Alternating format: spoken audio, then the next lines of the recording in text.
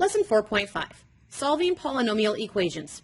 Your essential question: how do you find solutions of polynomial equations and zeros of polynomial functions? We're being asked to find the zeros of this function and then sketch it. So this is very similar to the problems that we've already been doing.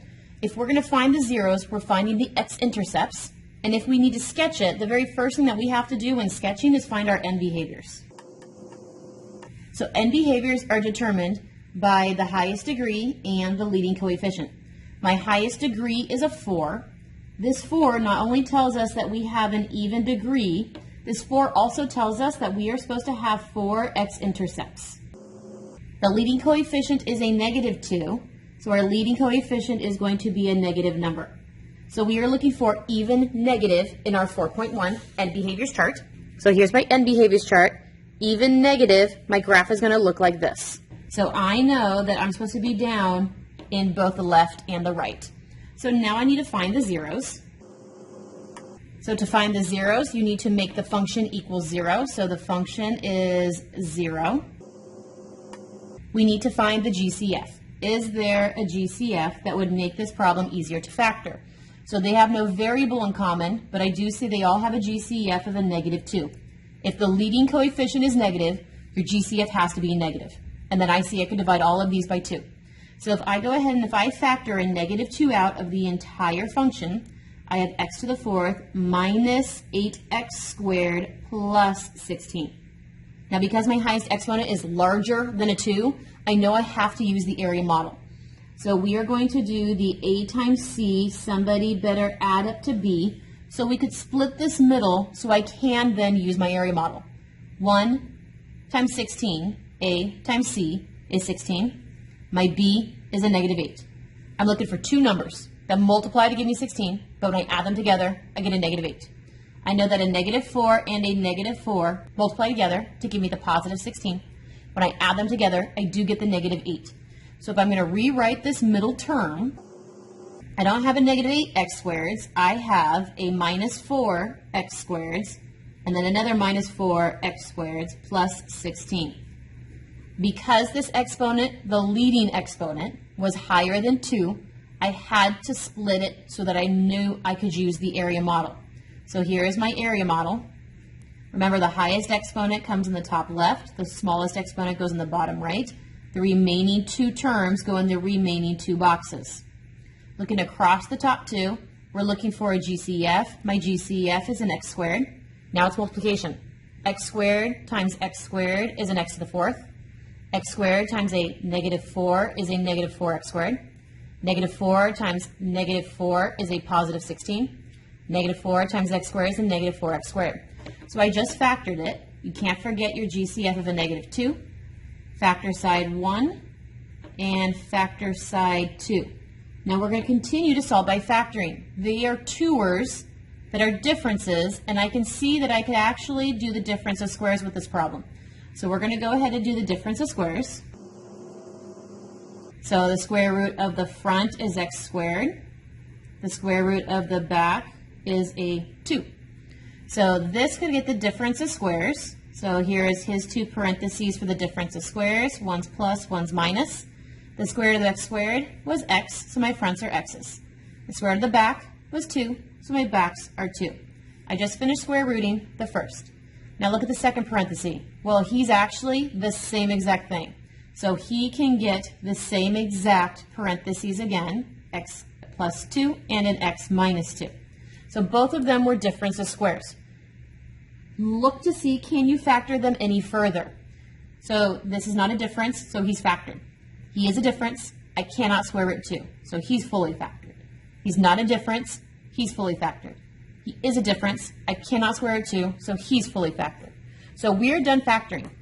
I see that I have 5 factors. You have the -2, the x plus 2, the x minus 2, another x plus 2, and then another x minus 2.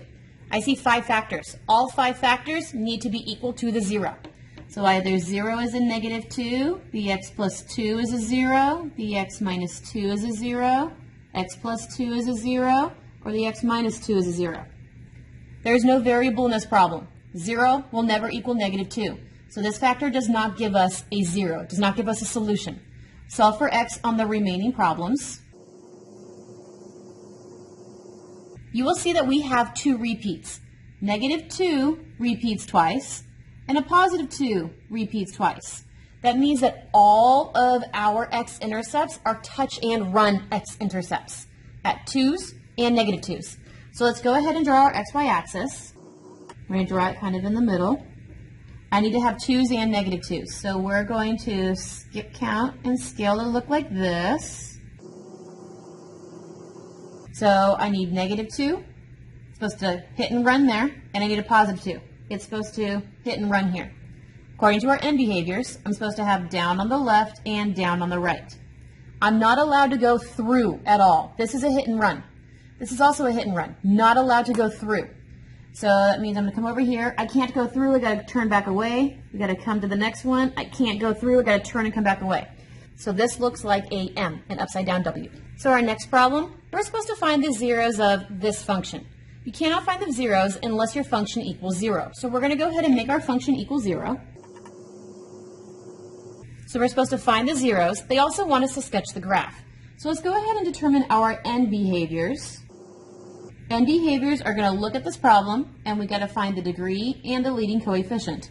Our highest exponent, our highest degree is a 4, which meant this is the term that will also give us the leading coefficient, which is a 1.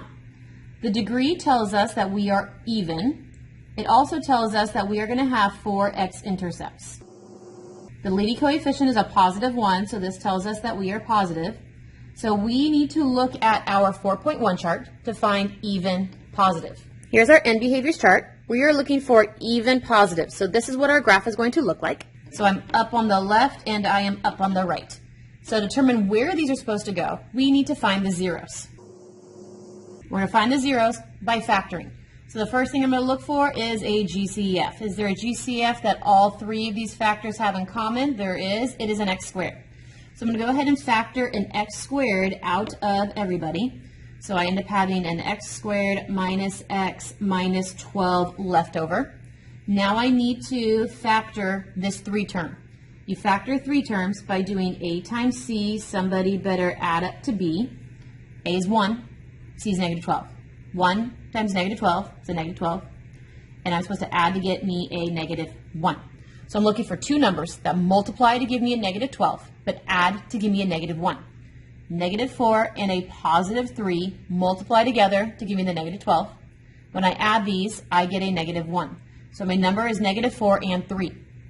Because A is 1, there's a quick way to factor this. So here is my GCF. You can't factor about him. The quick factoring, because A is 1, the only way to get x squared is x times x. You said minus 4, so here's my minus 4, plus 3, here's my plus 3. My parentheses are all fully factored. So now I can make my factors all equal 0. So either this is the 0, this is the 0, or this is the 0. So I have x squared equaling 0, x minus 4 equaling 0, or x plus 3 equaling 0. I need to solve for x.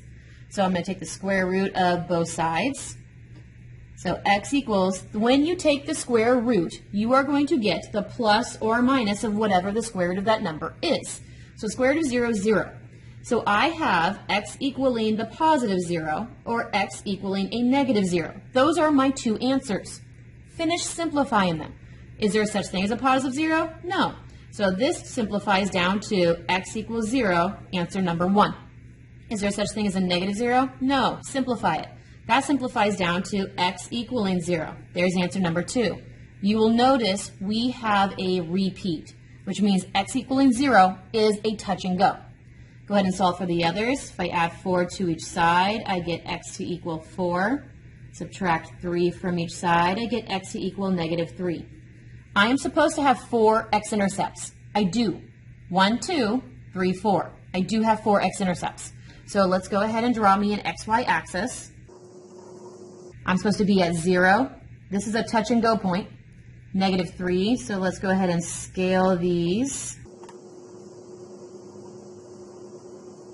So I'm supposed to be at negative 3, which is right there, and at positive 4, which is right here. So I'm supposed to be up on the right, and I'm supposed to be up on the left. This is a touch and go. These are throughs. So connecting them, I had to go through, touch and go, and then I had to go through. So here is my general sketch. There are 2 problems left on the page. Please do those 2 problems for independent practice.